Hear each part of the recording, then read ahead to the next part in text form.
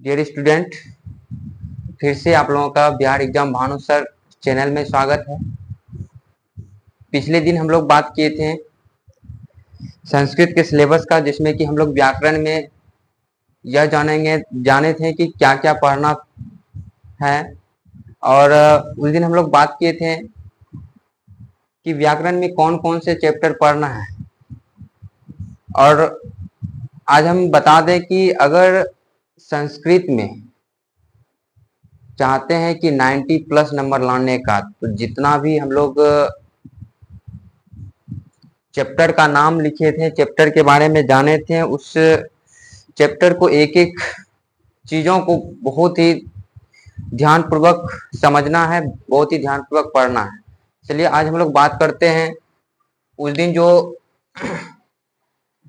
पहला चैप्टर था हम लोगों का वचन और धातु। वचन और धातु एक्चुअली बहुत सारे स्टूडेंट का कहना था कि सर हमें ऑनलाइन में मैथ मिल जाता है, साइंस मिल जाता है, एसएसटी मिल जाता है, लेकिन संस्कृत में सर बहुत तकलीफ होता है, बहुत ही दिक्कत होता है पढ़ने में। तो इसलिए हम संस्कृत को ही शुरुआत में लिए हैं। एक्चुअली आपको हम बता दें कि बिहार एग्जाम भानु सर में ऑल सब्जेक्ट आपका क्लास 10th का तैयारी कराया जाएगा। सबसे पहले हम लोग संस्कृत को पढ़ेंगे, उसके बाद हम लोग हिंदी को पढ़ेंगे, एसएसटी को पढ़ेंगे, मैथ साइंस को भी पढ़ेंगे। हिंदी और संस्कृत और मैथ ये तीनों 100 नंबर का एग्जाम होता है, क्योंकि इनमें आपका प्रैक्टिकल होता नहीं। और जहां तक रही बात साइंस और सोशल साइंस का, उनमें से आपको 20-20 नंबर का प्रैक्टिकल रहता है और उसमें 80 नंबर का आपको एग्जाम देना पड़ता है। तो आज हम लोग संस्कृत में जो है फर्स्ट चैप्टर वचन और धातु, क्योंकि उस दिन हम लोग बात किए थे कि सबसे पहले वचन और धातु पढ़ना है, उसके बाद लकार, उसके बाद शब्द रूप, उसके बाद कारक चिन्ह और विभक्ति। इस तरीके से 8 चैप्टर का हम नाम लिखे थे। 8वें चैप्टर को पढ़ेंगे और साथ ही साथ हम लोग किताब को भी पढ़ना है, क्योंकि समय को देखते हुए हमें हर एक चैप्टर का हर एक वैसे सब क्वेश्चन को पढ़ना है जो कि हमें क्वेश्चन जो है एग्जाम से रिलेटेड हो, एग्जाम में आवे और हम लोगों को एग्जाम में कहीं भी किसी भी तरह का परेशानी ना हो। तो आज हम लोग बात कर रहे हैं वचन और धातु का। तो हम लोग बता दें पुनः, इस चैनल का जो नाम है बिहार एग्जाम भानु सर, और इस चैनल पर जो है आपको ऑल सब्जेक्ट का तैयारी कराया जाएगा। तो आज हम लोग सबसे पहले संस्कृत का जो फर्स्ट चैप्टर है उसको हम देखते हैं, वचन और धातु। वचन, सबसे पहले हम लोग वचन पर बात करेंगे कि वचन क्या है, वचन किसे कहते हैं। आसान भाषा में समझे तो वचन जो संख्याओं का बोध कराता है, जिसे संख्या या गिनती का बोध हो, उसे वचन कहते हैं। और यदि क्वेश्चन पूछ दे कोई कि वचन किसे कहते हैं, तो जिससे संख्या या गिनती का बोध हो उसे वचन कहते हैं। संस्कृत में वचन 3 प्रकार के होते हैं, एक वचन, द्विवचन, बहुवचन। संस्कृत में कितने वचन होते हैं? 3। संस्कृत में वचन 3 प्रकार के होते हैं। हम लोग पूरा बेसिक से तैयारी करेंगे, पूरा बेसिक से बताएंगे, जहां इस तरीके से बताएंगे कि कहीं भी किसी भी स्टूडेंट को दिक्कत ना हो, चाहे कितनों कमजोर से कमजोर भी विद्यार्थी है ना, तो उसको भी हम गारंटी के साथ कहते हैं कि संस्कृत का नंबर 1 स्टूडेंट बना देंगे। तो वचन 3 प्रकार के होते हैं। संस्कृत में वचन 3 प्रकार के होते हैं। कितने प्रकार के होते हैं? तो 3 प्रकार के। तो वचन कितने प्रकार के? 3 प्रकार के। पहला एक वचन, दूसरा द्विवचन और तीसरा बहुवचन। पहला एक वचन, दूसरा द्विवचन और तीसरा बहुवचन। अब सवाल उठता है कि एक वचन, तो स्वाभाविक है एक वचन किसे कहते हैं? तो जिससे किसी एक व्यक्ति या वस्तु का बोध हो उसे एक वचन कहते हैं। जिससे किसी दो व्यक्ति या वस्तु का बोध हो उसे द्विवचन कहते हैं। जिससे कि तीन या तीन से अधिक व्यक्ति या वस्तु का बोध हो उसे बहुवचन कहते हैं। तो थोड़ा सा हम परिभाषा भी देख लेते हैं। जिससे किसी एक व्यक्ति या वस्तु का बोध हो उसे एक वचन कहते हैं। एक वचन कहते हैं। जिससे किसी एक व्यक्ति या वस्तु का बोध हो उसे एक वचन कहते हैं। जैसे में हम लोग जान लेते हैं, जैसे बालकः, बालकः जिसका हिंदी होता है एक लड़का, या फिर सिर्फ लड़का भी बोल सकते हैं, या फिर एक लड़का, या फिर हम लोग सिर्फ लड़का बोल सकते हैं। बालकः ये जो है वाक लोक को विसर्ग, ये जो है ये जो दिए हुए इसको बोलते हैं विसर्ग, जिसका उच्चारण हो होता है। जब भी हम लोग उच्चारण करेंगे तो बालकः लास्ट में हो का उच्चारण आना चाहिए। तो पहला जो है एक वचन, जिससे किसी एक व्यक्ति या वस्तु का बोध हो उसे एक वचन कहते हैं। जैसे बालकः मतलब एक लड़का, अजः या फिर संस्कृत का एक स्त्रीलिंग में ले लेते हैं अजा, मतलब एक बकरी, या फिर सिर्फ बकरी भी बोल सकते हैं। अजा, अजा मतलब बकरी, अजह जो कि पुल्लिंग हो जाता है उसको, उसका मतलब होता है बकरा। तो अजा मीन्स बकरी या फिर एक बकरी। तो उसी तरीके से द्विवचन, जिससे किसी दो व्यक्ति या वस्तु का बोध उसे द्विवचन कहते हैं। तो यहां आते हैं द्विवचन।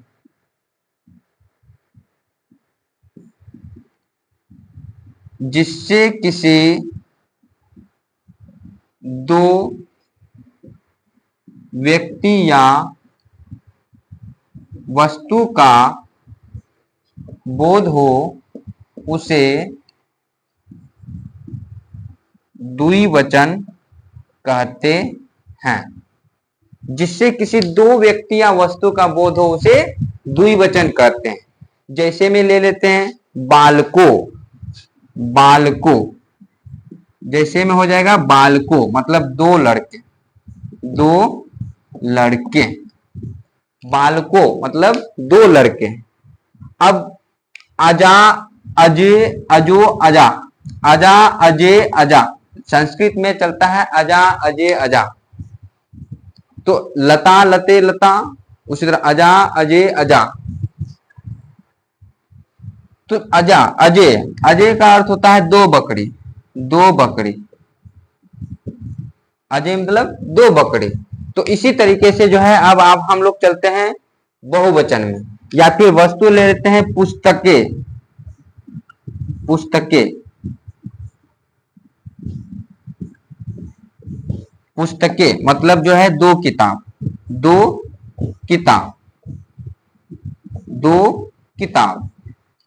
और एक वचन में हो जाएगा पुस्तकम, पुस्तकम, पुस्तकम मतलब होता है किताब या फिर एक किताब, किताब बोल सकते हैं या फिर एक किताब बोल सकते हैं। तो जिस तरीके से जो है यहाँ पर हम तीन तरह के लिए हैं, स्त्रीलिंग भी लिए हैं, पुल्लिंग भी लिए हैं, स्त्रीलिंग भी लिए हैं और नपुंसक भी लिंग भी लिए हैं। पुल्लिंग, स्त्रीलिंग, नपुंसक लिंग। संस्कृत में तीन तरह के भी लिंग होते हैं, पुल्लिंग, स्त्रीलिंग और नपुंसक लिंग। तो पुल्लिंग में ले लिया बालकः मतलब एक लड़का या फिर लड़का बोल सकते हैं, और स्त्रीलिंग में ले लिया अजा एक बकरी या फिर बकरी बोल सकते हैं, और नपुंसक में ले लिए पुस्तकम मतलब किताब बोल सकते हैं, या फिर एक किताब अगर यदि बोध हो वहां पर पुस्तकम करेंगे। और द्विवचन में क्या है, जिससे किसी दो व्यक्ति या वस्तु का बोध हो उसे द्विवचन कहते हैं। जैसे बालको मतलब दो लड़के, अजय दो बकरी, पुस्तकें दो किताब। इस तरीके से जो है हम लोग चलते हैं। द्विवचन भी कंप्लीट हो गया, एक वचन भी क्लियर हो गया। अब आते हैं बहुवचन में। तो इस तरीके से जो है हम लोग बहुवचन को भी देखते हैं, किस तरीके से जो है बहुवचन क्या होता है। क्योंकि परिभाषा हम बता दिए कि जिससे किसी तीन या तीन से अधिक, क्योंकि दो तक क्या हो गया आपका द्विवचन, दो से ज्यादा तीन तीन या फिर तीन से अधिक जितना भी होगा वो चला जाएगा किसमें, बहुवचन में। तो बहुवचन चलते हैं, तो बहुवचन में जाने के लिए थोड़ा सा हमको बोर्ड साफ करना पड़ेगा। अगर आप लोगों को लिखना होगा तो आप लिख सकते हैं, यानी तो आप इसका यूट्यूब पे अगर आप देख रहे हैं तो वहां पर आप इसका स्क्रीनशॉट भी ले सकते हैं। वहां से आप यहाँ पर जो है लिख करके और इसको सही तरीके से अगर आप याद करते हैं तो आगे जो भी बताएंगे वो आप आसानी से समझ सकते हैं।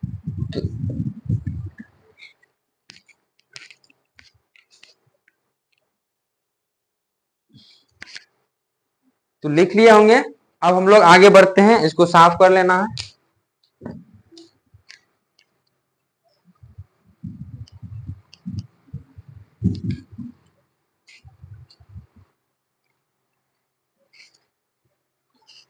अब तीसरा है बहुवचन। बहुवचन, अब बहुवचन क्या होता है? तो बहुवचन का परिभाषा हो जाएगा जिससे किसी तीन या तीन से अधिक व्यक्ति या वस्तु का बोध हो उसे बहुवचन कहते हैं। जिससे किसी तीन या तीन से अधिक व्यक्ति या वस्तु का बोध हो उसे बहुवचन कहते हैं। तो अब बहुवचन का भी हम उदाहरण ले लेते हैं, एग्जाम्पल ले लेते हैं। जैसे में हो जाएगा आपका बालका, बालका, बालकः, बालको, बालका। बालकः में हो जाएगा आपका अनेक लड़के, अनेक लड़के। अजा, अब देखिए बहुवचन में क्या हो गया आपका विसर्ग लग गया, लेकिन एक वचन में क्या होगा, सिर्फ अजा होगा। अजा मतलब बकरी, अजा मतलब अनेकों बकरियां, बकरियां। और पुस्तकानी, पुस्तकानी, पुस्तकम पुस्तके, पुस्तकाने। तो पुस्तकानी जो है मतलब अनेक किताबें या फिर किताबें दे सकते हैं, सिर्फ किताबें भी देंगे तो वो भी आपका बहुवचन में हो जाएगा, अनेक किताबें बोलेंगे वो भी आपका बहुवचन में हो जाएगा। तो इस तरीके से हम लोग वचन जान लिए कि वचन जो है संस्कृत में तीन तरह के होते हैं। पहला आपका हो गया एक वचन, दूसरा जो हो गया द्विवचन और तीसरा बहुवचन। जिससे किसी एक व्यक्ति या वस्तु का बोध हो उसे एक वचन कहते हैं, जिससे किसी दो व्यक्ति या वस्तु का बोध हो उसे द्विवचन कहते हैं, जिससे तीन या तीन से अधिक व्यक्तियों या वस्तुओं का बोध हो उसे बहुवचन कहते हैं। तो इस तरीके से हम वचन कंप्लीट कर लिए, वचन पहचान लिए कि वचन जो है क्या होता है, वचन कितने प्रकार के होते हैं। अब आते हैं धातु।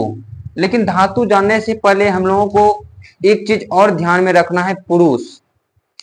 उस पुरुष, पुरुष भी जो है संस्कृत में तीन प्रकार के होते हैं। अब हम इसको भी बता देते हैं। पुरुष जो है संस्कृत में तीन प्रकार के होते हैं। कौन कौन होते हैं? तो अब चलते हैं पुरुष में। जैसे संस्कृत में जो है वचन तीन प्रकार के होते हैं, उसी तरीके से जो है संस्कृत में, संस्कृत में पुरुष तीन प्रकार के होते हैं। संस्कृत में पुरुष कितने प्रकार के होते हैं? तीन प्रकार के होते हैं। कौन कौन? पहला हो गया आपका प्रथम पुरुष, प्रथम पुरुष। दूसरा हो गया आपका मध्यम पुरुष, मध्यम पुरुष। और तीसरा हो गया आपका उत्तम पुरुष, उत्तम पुरुष। अब चलते हैं यहां पर प्रथम पुरुष, मध्यम पुरुष और उत्तम पुरुष। ये प्रथम पुरुष में और मध्यम पुरुष और उत्तम पुरुष क्या होता है, तो यहां पर ध्यान दीजिए। अब यहां पर थोड़ा सा हम एक और स्टेज, यहां पर थोड़ा वचन को भी हम लेकर के चलते हैं। इसमें वचन जो है जिस प्रकार जो है, एक सेकेंड,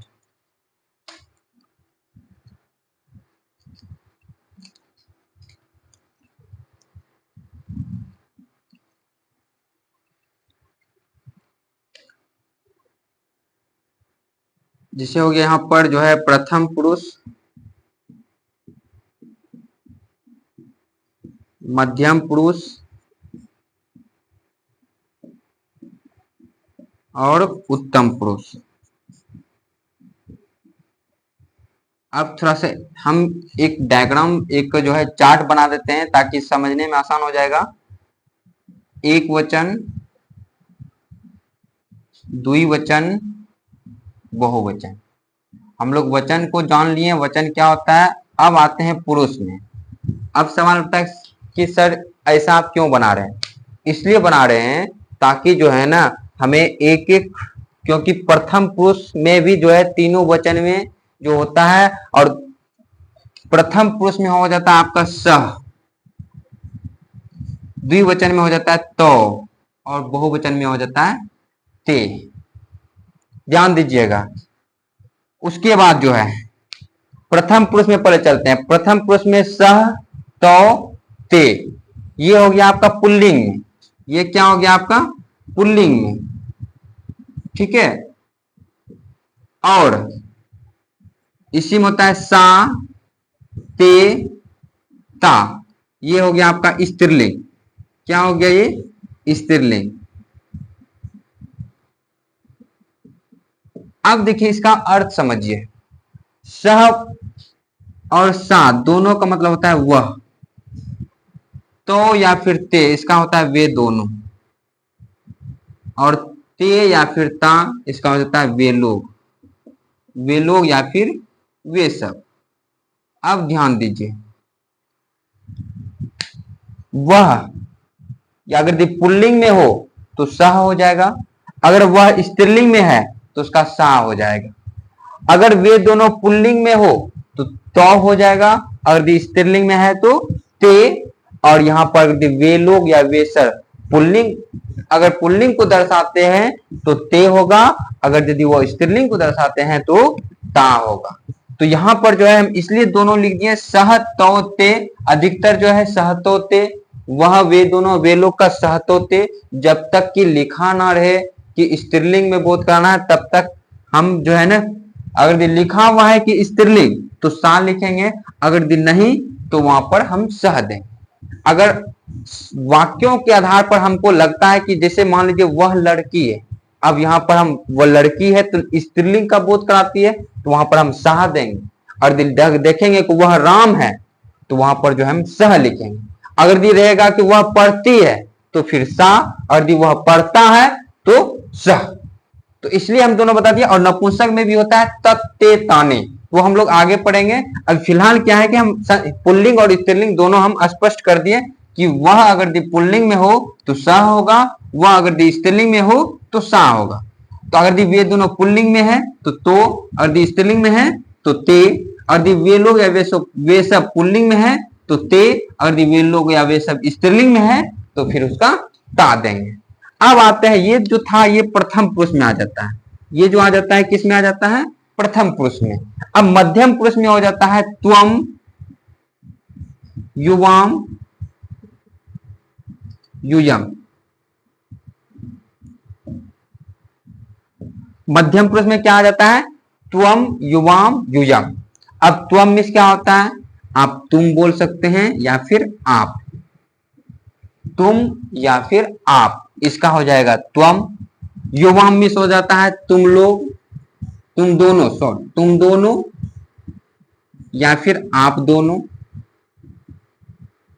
इसका हो जाता है युवाम। और युयम का होता है तुम लोग या आप लोग, या फिर तुम सब या आप सब। तो ये जो है आपका त्वम, युवाम, युयम, ये मध्यम पुरुष में आ जाता है। तो इसका हम हिंदी भी अर्थ बताते जा रहे हैं साथ ही साथ। त्वम मिस होता है तुम या फिर आप, इसका त्वम हो जाएगा। तुम दोनों हो या फिर आप दोनों हो तो इसका युवाम हो जाएगा। और तुम लोग या फिर आप लोग अगर दी है तो वहां पर उसका क्या लिखेंगे, युयम। आगे इसका बहुत ही जरूरत पड़ेगा, बहुत ही महत्व रखता है, बहुत ही जो है आपका अनुवाद बनाने में काम देगा। और संस्कृत जब हम लोग किताब पढ़ेंगे संस्कृत का, जब हम लोग आगे बढ़ते जाएंगे तो वहां पर हमें इसका उपयोग भी देखेंगे कैसे किया हुआ है, और वहां पर हमको समझने में काफी आसान हो जाएगा। अब आते हैं उत्तम पुरुष में। अब आते हैं उत्तम पुरुष में। उत्तम पुरुष में क्या हो जाता है, अहम, क्या होता है, अहम, आवाम, वयम। अब समझिए, आवाम, अहम, आवाम, वयम। अहम मतलब होता है मैं, आवाम मतलब होता है हम दोनों, और वयम मतलब होता है हम लोग, सॉरी हम लोग, हम लोग या फिर हम सब। अहम, आवाम, वयम। अहम मीन्स मैं, आवाम मतलब हम दोनों, और वयम मीन्स हम लोग। अब देखिए क्या है, हम यहाँ पर इसलिए ऐसा लिखें क्योंकि सह तोते ये आपका प्रथम पुरुष में, त्वम, युवाम, युयम ये आपका मध्यम पुरुष में, अहम, आवाम, वयम उत्तम पुरुष में। यानी कि मैं, हम दोनों या फिर हम लोग जो है आपका उत्तम पुरुष में हो जाएगा।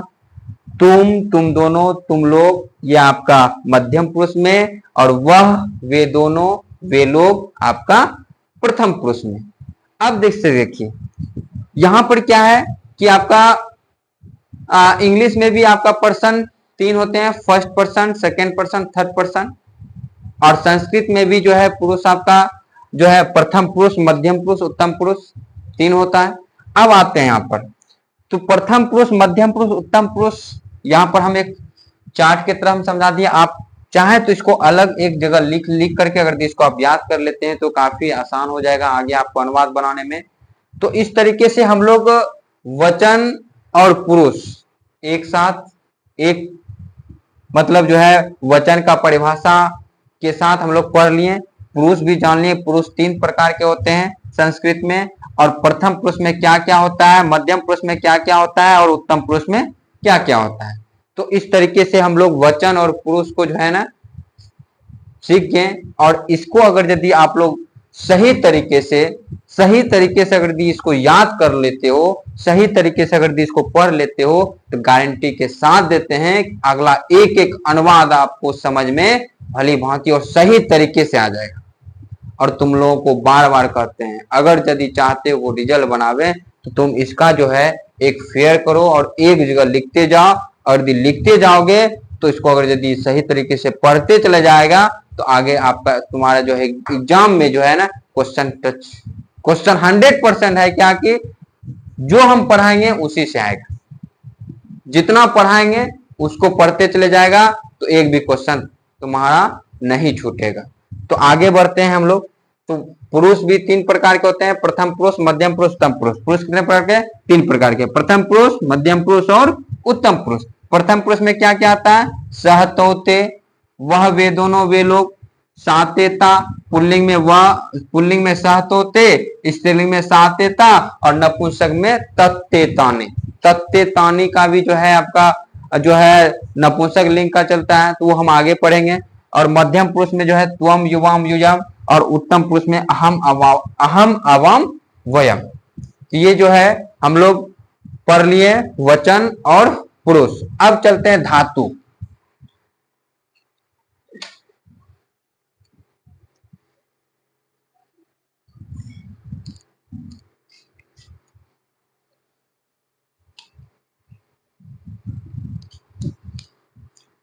बहुत बच्चा का जो है कमेंट आता है, या फिर बहुत बच्चा जो है क्लास में बोलता है कि सर संस्कृत समझ में नहीं आता है।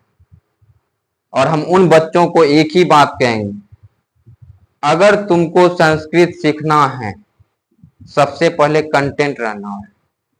अगर कंटिन्यू क्लास रहोगे तो हम गारंटी लेते हैं संस्कृत का तुमको बादशाह बना देंगे।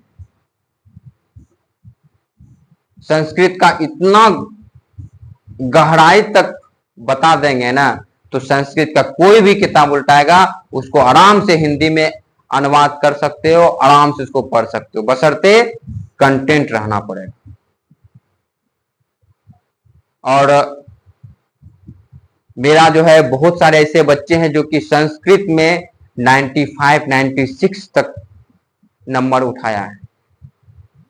तो इसलिए जो है ना यदि आप 100%, क्योंकि मेरा बहुत ऐसे बच्चे जो कि 100% जो है क्वेश्चन सोल्व करके आया है, लेकिन बिहार बोर्ड है, अब यहाँ पर कुछ भी हो सकता है, फिर भी हमारे बच्चे जो है 96 97 अंक जो है संस्कृत में उठाया है। बशर्ते वो भी यही क्या था कि जो पढ़ाते थे उसको याद करते गया, समझते गया, जो भी होमवर्क मिलता था उसको बनाते गया, जो भी याद नहीं मिलता था उसको याद करते गया। अगर यदि तुम याद करोगे, अगर यदि इसको समझोगे, जहां समझ नहीं आता है तो वहां पर पूछो, अगर यदि पूछते हो तो हम बार बार उसको बताएंगे, बार बार एक चीज को समझाएंगे, और जब तक नहीं समझोगे तब तक छोड़ेंगे भी नहीं। और यदि समझ जाओगे तो ऑटोमेटिक है क्या कि अगला जो है एग्जाम हो या फिर आगे कोई भी तरह का अगर यदि आपको क्वेश्चन मिल जाएगा तो उसको सोल्व कर देंगे। तो आगे बढ़ते हैं धातु। अब ये धातु होता क्या है, अब समझिए। धातु हम लोग हिंदी में पढ़े होंगे क्रिया, हिंदी में पढ़े होंगे क्रिया, जिसको कि अंग्रेजी में बोलते हैं वर्ब। क्या बोलते हैं? वर्ब। वर्ब मीन्स क्रिया। अब क्रिया कहते किसको? उसी क्रिया को संस्कृत में बोलते हैं धातु। क्या बोलते हैं? धातु। हिंदी में बोलते हैं क्रिया, अंग्रेजी में बोलते हैं वर्ब, और संस्कृत में बोलते हैं धातु। अब ये धातु होता क्या है, चलिए बताओ। क्रिया किसे कहते हैं?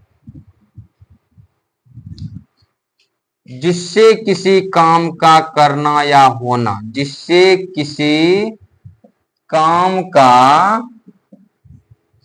करना या होना समझा जाए उसे क्रिया कहते हैं। जिससे किसी काम का करना या होना समझा जाए उसे क्रिया कहते हैं। अब कोई भी काम, पढ़ना ये भी एक काम है, खाना ये भी एक काम है, सोना ये भी एक काम है, जगना ये भी काम है, लिखना, बोलना, टहलना, खेलना, कूदना, मतलब जितने भी जो है काम है या फिर जो भी काम करते हैं, जिससे भी किसी काम का करना या होना समझा जाए वो क्या हुआ? क्रिया। जैसे में देखते हैं खाना, पढ़ना, लिखना, आना, जाना, मतलब इस तरीके से बहुत सारे क्रिया का तो अंत ही नहीं है। तो मतलब जो है जिससे किसी काम का करना या होना समझा जाए उसे क्रिया कहते हैं, जिसको संस्कृत में क्या बोलते हैं? धातु। क्या बोलते हैं? धातु। संस्कृत में क्या बोलते हैं? धातु। अब आते हैं धातु, यानी कि धातु जो है कुछ महत्वपूर्ण धातु हो गया, जैसे कि आपका यहां देख लेते हैं। देखिए धातु, कुछ महत्वपूर्ण धातु हम लिख देते हैं, कुछ महत्वपूर्ण धातु। अब समझिए, क्योंकि ये तो खाना, पढ़ना, लिखना, आना जाना ये तो हिंदी में है। अब सवाल उठता है कि सर खाना का संस्कृत क्या होता है, क्योंकि जब तक हम उसका संस्कृत नहीं जानेंगे तो उसका हम अनुवाद कैसे बनाएंगे। अगर लिखना का संस्कृत नहीं जानेंगे तो फिर संस्कृत में कैसे लिखेंगे। आना का क्या संस्कृत होता है, जाना का क्या संस्कृत होता है, बोलना का क्या संस्कृत होता है, टहलना का क्या संस्कृत होता है। तो हम लोग कुछ ऐसे महत्वपूर्ण धातु को जानेंगे जो कि हमें काम आवे। बहुत ऐसे धातु हैं, बहुत ऐसे क्रियाएं हैं। तो आगे बढ़ते हैं, जैसे मान लीजिए पढ़ना, क्योंकि बहुत जगह हमको ये पढ़ना शब्द का संस्कृत बनाने को ऊपर मिलता है। तो अब आते हैं पढ़ना को जो संस्कृत में बोलते हैं उसको बोलते हैं पठ। क्या बोलते हैं? पठ। पठ मीन्स पढ़ना। पढ़ना का क्या होता है? पठ। पढ़ना का पठ। पढ़ना का पठ। पोठ हो हलन, ये जो नीचे में दिए हैं इसको बोलते हैं हलन। क्या बोलते हैं? हलन। पढ़ना का पठ, लिखना का लिख, लिखना का लिख, जाना का गच, जाना का गच, आना का आगच, आगच, आना का आगच, बोलना का वद। बोलना का क्या होता है? वद। पढ़ना, लिखना, जाना, आना, बोलना, खाना, खाना का हो जाता है खाद, खाना का होता है खाद, दौड़ना का होता है धाव, दौड़ना का क्या होता है धाव। उसके बाद टहलना का, टहलना का होता है भ्रम, टहलना का क्या होता है भ्रम, टहलना का होता है भ्रम। पकाना का होता है, पकाना का होता है, पकाना का होता है पच, पकाना का होता है पच। गिरना का होता है पत, गिरना का होता है पत। उसी तरीके से जो है होना, होना का होता है भू, होना का क्या होता है भू, लेकिन इसका जो धातु चलेगा वो चलेगा भव। बहुत ध्यान देना पड़ेगा इस जगह। होना का होता है संस्कृत में भू, धातु क्या है भू, लेकिन जब धातु का रूप चलेगा वहां पर भव से शुरू होगा। किससे शुरू होगा भव से। संस्कृत में अगर पूछे भू मतलब जो है ना होना का क्या होता है भू, अगर यदि बोलेगा भू धातु का जो है ना रूप कैसे चलेगा, तब तो वो भव से चलेगा। तो ऐसे जो है बहुत सारे क्रिया हैं, बहुत सारे धातु हैं जो कि हम लोग जैसे जैसे आगे बढ़ेंगे संस्कृत पढ़ते जाएंगे तो बहुत सारे धातु का जो है हम मतलब सामने में आएगा, बहुत सारे धातु का चर्चा होगा। तो जैसे से जो भी नए धातु का जब बात हो उसको एक जगह नोट कर लेना है, ताकि उसको जो है हम लोग आराम से एक जगह जब रहेगा तो एक बार देख लेंगे तो सॉलिड याद हो जाएगा। अगर धातु याद नहीं रखोगे तो फिर आगे अनुवाद बनाने में दिक्कत होगा, फिर आगे समझने में दिक्कत होगा। इसीलिए बहुत ही जरूरी है धातु को समझना, धातु को याद करना है। पढ़ना का होता है पठ, लिखना का होता है लिख, जाना का होता है गच, आना का होता है आगच, बोलना का होता है वद, खाना का होता है खाद, दौड़ना का होता है धाव, टहलना का होता है भ्रम, पकाना का होता है पच, गिरना का होता है पत, होना का होता है भू। मतलब इस तरीके से बहुत सारे ऐसे हैं। पढ़ाना, जैसे मान लीजिए पढ़ाना, पढ़ाना का होता है पाठ्य, पढ़ाना का होता है पाठ्य। पढ़ना का होता है पठ, लेकिन पढ़ाना का होता है पाठ्य, पढ़ाना का क्या होता है पाठ्य। तो इस तरीके से बहुत सारे ऐसे धातु हैं जो कि धीरे धीरे मिलता चला जाएगा, आगे बढ़ते चले जाएंगे। तो आज जो हम लोग क्लास में पढ़े, पहले पढ़े वचन। संस्कृत में वचन 3 प्रकार के होते हैं, थोड़ा रिवीजन कर लेते हैं। जितना भी पढ़ेंगे लास्ट में उसका रिवीजन कर लेंगे। तो सबसे पहले पढ़े वचन। वचन 3 प्रकार के होते हैं संस्कृत में, एक वचन, द्विवचन, बहुवचन। अब एक वचन किसे कहते हैं, जिससे किसी एक व्यक्ति या वस्तु का बोध हो उसे एक वचन। द्विवचन किसे कहते हैं, जिससे किसी 2 व्यक्ति या वस्तु का बोध हो द्विवचन कहते हैं। बहुवचन जिससे किसी 3 या 3 से अधिक व्यक्तियों या वस्तुओं का बोध हो उसे बहुवचन कहते हैं। उसके बाद हम लोग पढ़े पुरुष। संस्कृत में पुरुष भी 3 प्रकार के होते हैं, प्रथम पुरुष, मध्यम पुरुष और उत्तम पुरुष। प्रथम पुरुष में क्या क्या होता है, वह, वे दोनों, वे लोग। मध्यम पुरुष में क्या आ जाता है, तुम दोनों, तुम लोग। और उत्तम पुरुष में मैं, हम दोनों और हम लोग।